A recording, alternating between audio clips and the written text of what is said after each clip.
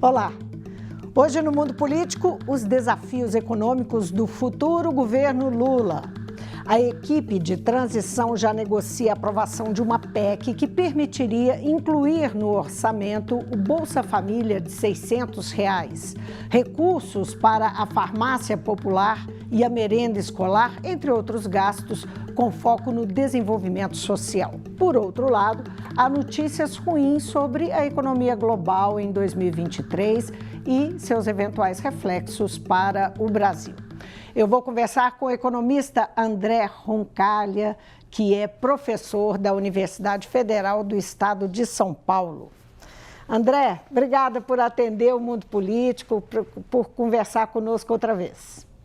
É um prazer estar aqui. Vamos lá falar sobre o nosso Brasil, né? Pois é, nosso Brasil que viveu e continua vivendo tantos momentos importantes, não é? Decisivos.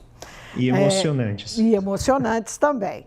Bom, como é que você avalia o cenário econômico, antes da gente começar a conversar especificamente sobre o que eu me referi, que é a PEC de transição, como é que você avalia o cenário econômico que o governo Bolsonaro, que Paulo Guedes está deixando, o cenário econômico e as contas do governo federal, entregando para o próximo governo? Então vamos começar pensando que o mundo está passando por um processo de estabilização, então tem uma inflação global, principalmente na área energética, alimentos, que veio no encalço aí da pandemia e no início da guerra entre Rússia e Ucrânia. Então esse processo fez com que os bancos centrais mundo afora se insurgissem contra a inflação, subindo as taxas de juros, né? Então tem uma disseminação de elevação de taxas de juros, e isso é má notícia para a atividade econômica, que a taxa de juros elevada, ela significa menos capacidade de empréstimo das empresas para poder viabilizar investimentos e com isso também mais emprego e mais renda. Obviamente o Brasil, como é uma economia periférica, uma economia pequena no contexto global, ainda que seja a 12ª economia, a gente responde muito àquilo que acontece lá fora. Então, o cenário de recessão global para 2023 ou de uma desaceleração muito intensa no cenário externo tende a se traduzir também com alguma dificuldade interna aqui. Isso não apareceu ainda por dois motivos aqui no Brasil. O primeiro é que, como o Brasil é um grande exportador de commodities, né, de minério de ferro, de gasolina, né, de petróleo no caso, de soja, o que acontece? Esses preços estando inflacionados no cenário internacional, eles se revertem na forma de exportações melhores aqui para a gente. Então a gente acaba ganhando dinheiro com isso e acaba tendo alguma animação da atividade econômica interna. O problema é que o dinamismo desses setores ele é muito baixo ou insuficiente para sustentar a economia. Então no início do ano a previsão era de um crescimento bem pequeno, aí de 0,5%, 0,8% em 2022. O governo começa, então, a lançar mão de uma série de ferramentas fiscais, né, para aumentar o gasto, principalmente no contexto eleitoral, turbinando, né, o Auxílio Brasil, fazendo uma série de gastos via orçamento secreto, que animam algumas obras em determinados municípios, apesar de ter, né, muito desvio, e usou os canhões fiscais para tentar dar uma turbinada na economia. Combinou isso com uma queda dos impostos incidindo sobre telecomunicações, né, sobre combustíveis, energia, isso tudo combinado gerou vamos dizer, uma sobrevida econômica no final do ano agora, e o Brasil ele viu ali 2 trimestres de um crescimento, né, um pouco mais acelerado. Só que como muitos de nós, economistas, avisamos há algum tempo, esse dinamismo era um dinamismo artificial, porque dificilmente ele teria a capacidade de continuar, né? Então as previsões para o crescimento brasileiro esse ano batem quase 3%, hoje está em cerca de 2,8%, só que o ano que vem já está vendo um crescimento aí de cerca de 0,4%, 0,5%, ou seja, uma intensa desaceleração que se avizinha. Em outras palavras, essa queda do preço do petróleo, essa melhoria nos índices de inflação, né? Porque quando você corta impostos, você reduz preço, isso aparece no índice de inflação e apareceu como algo positivo. Mas, na verdade, como eu disse, artificial. Então, a gente já vê a Petrobras, poucos dias depois das eleições, avisando que vai elevar em quase 20% o preço da gasolina, né, na bomba. Em outras palavras, o futuro ele é muito menos claro, muito menos, vamos dizer, róseo da maneira como o candidato à reeleição havia sugerido durante a campanha. E os custos disso, em breve, né, vão ser negociados para que a gente consiga estabilizar a economia em 2023. Bom, aí falando de custos, o que está sendo feito, né? A equipe de transição do futuro governo Lula, né, entra em campo para tentar priorizar um desenvolvimento social no país, nesse momento, né? Nesse contexto, como é que você enxerga esse esforço da equipe de transição? Só para dar o detalhe, essa PEC de transição, ela teria capacidade de extrapolar o teto de gastos, permitiria a extrapolação do teto de gastos, né? E seria um espaço fiscal de 200 bilhões. O que você pensa desse caminho adotado diante dessa realidade que não é nada, como você disse, rósea para o ano que vem? Então, vamos relembrar que a atuação do Ministério da Economia foi no sentido de fazer um pacote eleitoral turbinado para tentar garantir a reeleição do presidente Bolsonaro. Então, todo mundo avisou que isso teria um custo. O custo seria estabilizar isso depois que passassem as eleições. Muito bem, passaram-se as eleições. E agora a gente está vendo que os efeitos dessas medidas ilegais que foram tomadas antes das eleições para tentar garantir a reeleição, elas vão custar aos cofres públicos na forma de vários efeitos disseminados, seja no governo federal, seja nos governos estaduais e municipais. Tá? Então, o primeiro ponto é deixar muito claro, a herança maldita aqui é do governo Bolsonaro, entregando para um governo do PT, como o presidente Bolsonaro já disse várias vezes, ele não vai entregar o tanque cheio, ou seja, ele está entregando a economia numa condição, do ponto de vista fiscal, muito ruim, que obriga, eu quero frisar isso, obriga qualquer governo minimamente comprometido com os interesses nacionais, seja, né, do topo até abaixo da distribuição de renda, precisa fazer uma PEC de ajuste da incidência do teto de gastos. Precisa, não tem como escapar, porque a crise social ela vai se alastrando, o preço de energia, o preço dos combustíveis está pressionando sobremaneira as famílias de baixa renda, e o Auxílio Brasil, da maneira como ele foi pensado, ele não garante, primeiro, qualquer, vamos dizer, liberdade econômica, qualquer segurança econômica alimentar para a família, e segundo, o fato de ter adicionado o empréstimo consignado tende a alavancar ainda mais o endividamento das famílias. Então, é absolutamente necessário que haja uma acomodação fiscal para que possa haver, primeiro, a garantia de estados e municípios, minimamente, com alguma reposição dos impostos que eles perderam por conta de uma decisão unilateral do governo federal que viola as regras do federalismo fiscal, isso de cortar... basicamente é ICMS. É ICMS. Isso, você tem ICMS... combustíveis, sobre... Isso, sobre combustíveis, energia, telecomunicações, sobre vários bens. Me parece aí que a conta é da ordem de 100 bilhões de reais para estados e municípios, fundamentalmente estados, e a previsão é de uma compensação de cerca de 60 bi para o ano que vem. Tá?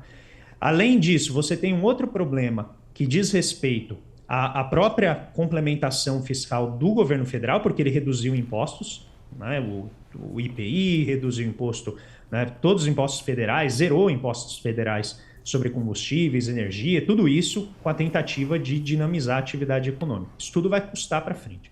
Então, a gente precisa equalizar esse problema e garantir proteção social a quem está na penúria. E, além disso, para finalizar, o terceiro item que você já mencionou aqui muito bem tem a ver com a recomposição de gastos que são fundamentais na prestação do serviço público. E aí a gente pode, né, considerar que tem farmácia popular, né, existem recursos que precisam ser direcionados para creches. A gente está com um índice alarmante de hospitalização por subnutrição no Brasil, né? A gente está em máximas, principalmente no Nordeste. Existe aqui combate ao desmatamento, né? Então toda a pasta da área do meio ambiente vem sendo subfinanciada, proteção à mulher, né? Vacinas, zerar a fila do SUS, né? E você já mencionou farmácia popular. Mas tem um último item também que eu considero também, né, tão importante, que é a infraestrutura. Então a gente hoje está gastando 30 bilhões a menos do que a gente precisaria só para manter a estrutura, né, que o país tem de equipamento público. Um item que é relacionado são as universidades, né, as universidades federais, que estão à míngua há muito tempo e só tirando recursos. Né? Não, a gente tem investimentos em universidades federais que basicamente foram zerados, né? Eu estou falando de quedas de 90% nos investimentos, não é gasto, tá? Não é para as pessoas acharem, não está pagando o professor. Não, está pagando o professor, tudo normal. Só que o investimento que as universidades precisam fazer, esses foram cortados, às vezes, em mais de 90%. Mas tem um outro ponto que diz respeito diretamente à, vamos dizer, integridade física das pessoas, que são os viadutos, as rodovias. Elas estão caindo aos pedaços. O próprio ex-ministro, agora da infraestrutura, viu 2 pontes caírem no espaço de dias no norte do país, por conta exatamente de falta de manutenção, dificuldade de fazer as obras adequadamente, por essa sanha de cortar gastos a todo custo.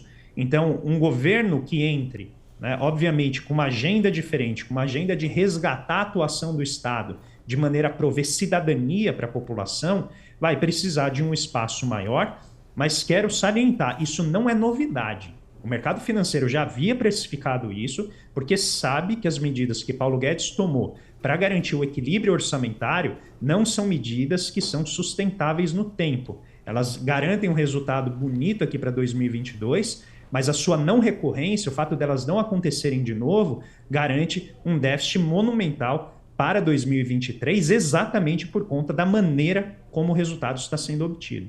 Agora, então, como é que, nesse sentido, como é que os investidores vão reagir? Você acredita, porque há uma preocupação muito grande, né, de que a mudança de governo e medidas de desrespeito ao teto de gastos e em que pese que ele foi muito desrespeitado nos últimos meses, mas que isso assuste investimentos, que afaste investimentos do Brasil. Levando em conta isso que você está dizendo, pode-se dizer, então, que isso já está precificado? Esse movimento que o futuro governo Lula está fazendo já está precificado?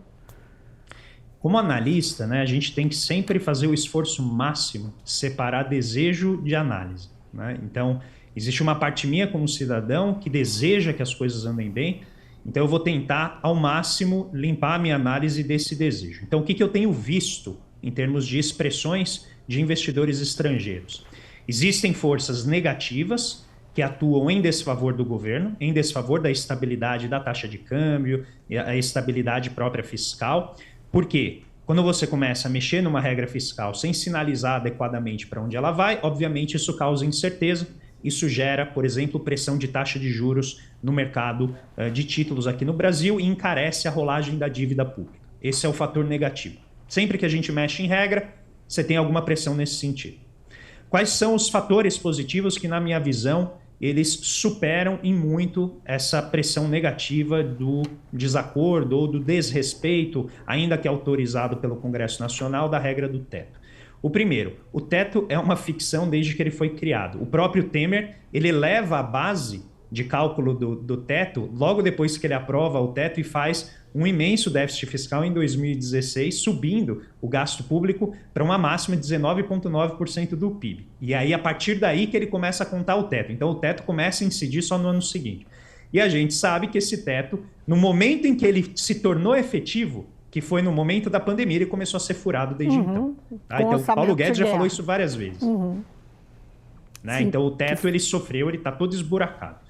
Mas ele está esburacado porque ele é uma regra ruim. Tá? Então, esse é o primeiro ponto. Segundo ponto, o investidor estrangeiro vai ganhar, e isso eu achei muito importante no início dessa negociação, uma sinalização que é uma licença para gastar, o chamado waiver, tá?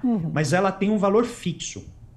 E isso é muito importante para oferecer alguma previsibilidade para o investidor, para aquele que coloca o dinheiro na dívida pública. Então, não é uma liberdade para gastar como foi no orçamento de guerra durante a pandemia. Ali não havia limite. O governo tinha que gastar o quanto ele precisasse em face Tem que da colocar situação calamitosa. Valor, né? Um valor limite. Até onde Isso. que pode ir? É X. Isso então tem vai que ser haver uma apresentado licença na PEC. Isso, com um dado fixo, dizendo assim, o governo pode gastar isso, ponto.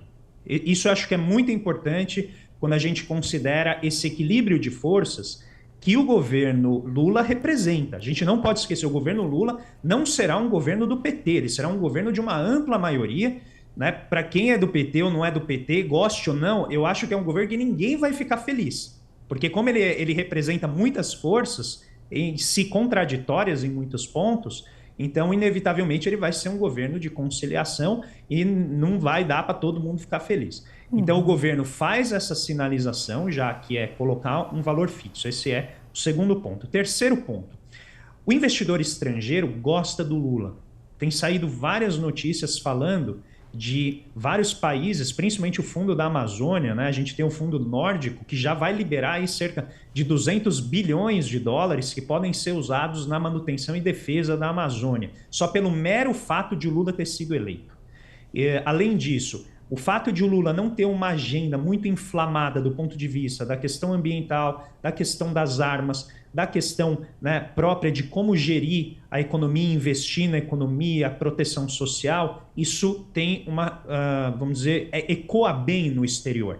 Então a tendência é, sinalizando que há um rigor mínimo fiscal, que não é um cheque em branco para gastar o que quiser, e uma preocupação com áreas estratégicas como transição energética, preocupação com o meio ambiente, preocupação, né, com produção de vacinas, com a qualidade de vida da população, a tendência é que os investidores estrangeiros olhem para o Brasil com muito mais receptividade. E aí o último fator, e esse é o fator que eu acho um pouquinho mais sensível, tem a ver com base nessa confiança, qual que é a capacidade do investidor de aguardar um pouco mais para receber o seu dinheiro da dívida pública brasileira. Em outras palavras, dívida pública é essencialmente a confiança que quem coloca o dinheiro, né, no governo tem que o governo vai conseguir resolver suas questões ao longo do tempo. Se você não tem confiança no governo, você começa a comprar títulos de curto prazo. Por quê? Se você não confia no governo, você não quer deixar teu dinheiro lá por décadas. Você quer deixar teu dinheiro só por um prazo pequeno. Então, se o governo conseguir orquestrar esse conjunto de expectativas positivas, a tendência é o prazo da dívida ficar mais extenso, o que é positivo, porque aí, né, você divide essa dívida ao longo do tempo aí, de uma maneira mais tranquila para ir pagando ao longo do tempo. E, ao mesmo tempo, você consegue acomodar essa licença de gastar mais apenas temporariamente. Agora, e aí, para frisar o último ponto, que eu sei que já está longo, mas isso tudo é uma medida. Eu volto lá. É uma medida para ganhar tempo, entende? Sim. A gente precisa ganhar tempo, sinalizar para onde a gente vai, para que a gente possa discutir um novo marco fiscal, que envolva uma reforma tributária, envolvam novas regras para controle da despesa e assim por diante, para que haja mais estabilidade no futuro. Os sinais, eles são, que têm que ser dados, eles são eminentemente políticos, mais do que econômicos, porque, por exemplo, saiu essa semana uma das coisas que foram levantadas de críticas, ou até antes mesmo da eleição, é que Lula não tinha ainda sinalizado quem ia ser o ministro da Fazenda, né? E isso é uma... em que campo está essa sinalização que é para o exterior, mas é também para dentro do Brasil, para tranquilizar mercado financeiro, empresários, né? Eu acho que é eminentemente política. Eu acho que a gente entrou, a partir da pandemia, no que eu chamo de um período de primazia da política sobre a economia. A economia agora tem que se ajustar àquilo que a política está demandando em termos dos prazos, da urgência e principalmente das classes sociais, né, e classes muitas vezes econômicas que estão envolvidas nesses conflitos pela atuação do Estado. Então, a sinalização de um ministro da Fazenda, eu acho que o Lula quis enfatizar isso muito claramente, não vai ser feita de uma maneira unilateral. Eu acho que o presidente eleito está dizendo claramente para o mercado, a minha frente é uma frente ampla que considera muito mais do que apenas os interesses imediatos ou os interesses até de longo prazo dos investidores. Ela contempla vários outros grupos sociais. Então, ele está tomando o cuidado de escolher um ministro da Fazenda que seja capaz de representar o projeto de governo que ele representa. E, com isso, tentar fazer a conciliação de expectativas que você muito bem colocou, que considere os interesses, né, de quem tem poder econômico, mas também inclua dentre as suas prioridades os interesses das pessoas que não conseguem se expressar politicamente com poder, que são as minorias ou as maiorias difusas, que não têm uma representação sólida e constante no orçamento federal ou mesmo na casa legislativa. Então eu acho que a essência dessa inteligência política, estratégia que o Lula está adotando é de tentar encontrar um nome que, novamente, vai deixar todo mundo suficientemente incomodado para ele sinalizar que se trata de uma grande coalizão. Não dá para todo mundo ficar feliz, porque se isso acontecer, politicamente é um cálculo ruim. Pois é, a propósito de nem todo mundo ou ninguém ficar feliz, como é que você está vendo a movimentação do Centrão em direção ao Lula, até no sentido de tornar mais possível e facilitar mesmo a aprovação dessa PEC, não é? Isso é visto, né, essa aproximação é vista com crítica. Por um lado é bom, porque dá aí, uma sustentação a essas negociações e a possibilidade real. Já estão falando de aprovar a PEC, a PEC nem acabou de ser formulada, já estão falando em aprovar no dia 15 de dezembro, até 15 de dezembro, né? Então, essa aproximação que a equipe teve com o presidente do Senado, o presidente da Câmara, Arthur Lira, que tem fortes interesses em manutenção do orçamento secreto, que estaria disposto, inclusive, a negociar, fazer uma barganha aí envolvendo PEC e orçamento secreto. Enfim, qual que é a sua leitura e como que os donos do dinheiro leem essa relação e essas conversas, essas negociações? Acho que eles leem da mesma maneira que eles leram até aqui, né? Se a gente fosse considerar essa relação com o Centrão como algo necessariamente ruim para os donos do dinheiro, eu acho que eles já teriam tirado o dinheiro do Brasil desde 2021, do ano passado até 2020, né? Mas eles são mais inteligentes que isso, porque eles sabem que o Brasil é uma potência, o Brasil é uma economia muito grande. Você não abre mão, né, de ganhar dinheiro aqui, ainda mais com juros escorchantes como a gente tem, né? A gente tem uma taxa de juros real hoje na casa dos 8%, quando você considera as expectativas de inflação olhando para frente. É uma das maiores taxas de juros do mundo. Isso não é algo que você abre mão facilmente. Do ponto de vista político, eu acho que isso era mais ou menos o esperado. O Centrão, apesar de haver uma reação muito negativa do ponto de vista moral, né, as pessoas tendem a rejeitar o Centrão como se ele fosse exclusivamente uma casa ou um espaço político da produção de corrupção, da produção de barganhas muito assimétricas e desiguais, mas ele não é só isso também. Ele é uma realidade concreta. Ele é uma categoria, né, uma forma histórica que está colocada aqui na nossa Constituição política. Então, o Lula não pode negar isso, simplesmente para né, ter uma postura idealmente ali robusta do ponto de vista moral. Ele tem que lidar com isso. E ele está lidando já na equipe de transição. O PT já esteve 13 anos no poder, no Executivo Federal, sabe negociar e vai ter que articular uma forma de encontrar um espaço para impor a sua agenda dentro de um centrão que é muito maleável, mas também vai ter os seus limites.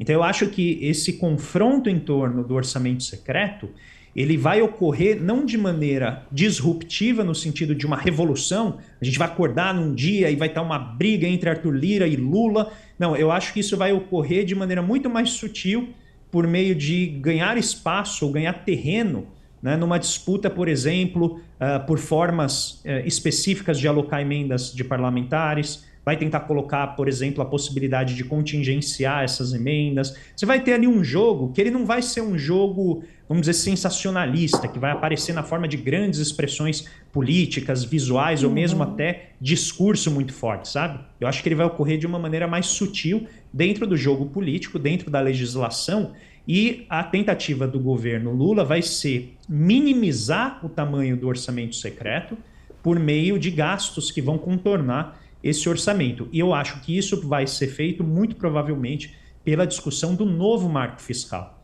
Porque o que faz com que essas emendas sejam essenciais é exatamente a existência da regra do teto de gastos e da regra do superávit primário, que obviamente seria muito técnico, muito extenso para a gente aprofundar aqui, mas a existência dessas regras que fazem parte do arranjo fiscal atual, elas acabam levando a uma situação em que o Congresso Nacional se coloca dessa maneira a impor sobre o Poder Executivo esse orçamento secreto. Então, se eles não quiserem abrir mão do orçamento secreto, é possível que o governo tenha que trabalhar formas alternativas de expandir o seu poder sobre o orçamento sem necessariamente esmagar a quantidade de dinheiro que está ali, né, ou secar a quantidade de dinheiro disponível no orçamento secreto. Mas, novamente, isso tudo está dependendo da decisão do Supremo Tribunal Federal. É isso que eu ia lembrar. Que precisa justamente dizer. Então, em essência, o futuro governo Lula depende um pouco, né, dessa sorte, vamos chamar assim. Sim, porque o que de fato que pode acontecer é que uma decisão do Supremo, já que ele foi questionado sobre a manutenção do orçamento secreto nos moldes que ele é hoje, né, que é a emenda de relator, se pode continuar ou não. E isso há expectativa de que seja decidido. É uma questão que deve ser decidida dentro aí desse próximo mês. Há pelo menos essa expectativa, né? Só para a gente encerrar, eu queria que você fizesse o esforço de me responder com uma ideia mais fechadinha. Qual é o maior desafio que Lula tem pela frente, do seu ponto de vista? Acho que o maior desafio é eliminar ou reduzir ao máximo a insegurança alimentar que o Brasil hoje vive e diminuir ao máximo que ele conseguir a insegurança econômica, que é a combinação de ter baixa renda com preços muito elevados e uma dificuldade grande de obter emprego de qualidade. Eu acho que esses 3 itens constituem o maior desafio do ponto de vista político, porque ele que garante estabilidade, né, econômica e estabilidade também política. Aí existem vários mecanismos intermediários que o governo vai ter que atacar para poder atingir esse objetivo final. Então, vamos continuar acompanhando, não é, André? Continuaremos acompanhando com esperança aqui para que a gente consiga caminhar, né, avançar na direção da melhoria dessa situação. É o que todo mundo quer. Muitíssimo obrigada pela sua presença, sua participação no mundo político. Eu que agradeço. Um grande abraço a todo mundo. Fiquem bem. Eu conversei com o economista André Roncalha. Ele é professor da Universidade Federal do Estado de São Paulo. Nós falamos sobre os desafios econômicos do próximo governo Lula.